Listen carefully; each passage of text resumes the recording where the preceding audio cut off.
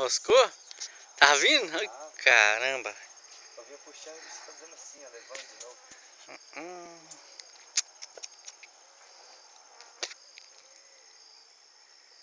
Ah, não. Eu preciso de enrosco, bicho.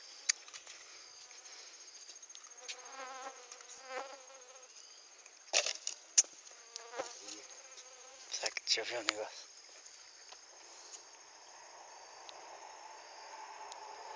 Puxou. Puxou de novo. Puxou.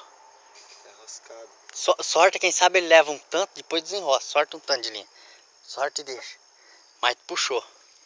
Tá pego, filho de uma mãe, rapaz. Tá sentindo? É, agora segura, deixa aí. Deixa aí, quem sabe ele. Pode deixar aí do lado aí, quem sabe ele vai. Ele desenroça sozinho. Mas tá. Ele tá pego. Caramba, aí é bitelo, bicho. É, eu senti que fez assim no meu dedo. Ficou olhando, se puxar de novo já desenroscou. Cacete, hein, Diego? Olha lá, agora acho que. Não. Vai lá, vai. O bicho tá pego. Vamos ver. Tá vendo lá, Diego, que subiu? Subiu de uma vez, Vai né? lá. Ah, não, agora puxa agora devagarzinho, vai trazendo. Vai trazendo devagarzinho. Talvez desenroscou. Ah, não pode perder esse bichinho não, bicho.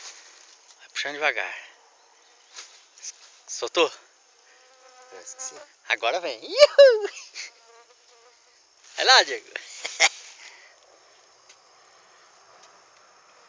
Aí.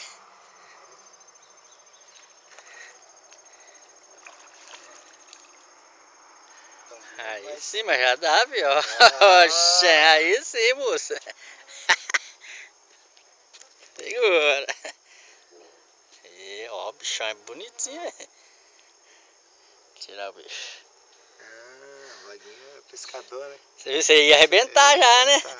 Ah, vamos tirar pra cá que nós perdemos o bicho. Hoje tô com sorte, hein? Tá. É o terceiro já, seu? Terceiro. Deixa eu pegar. Vai. Ei, até cagou.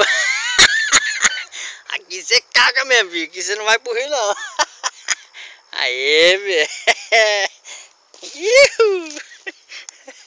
Já aqui, já, né?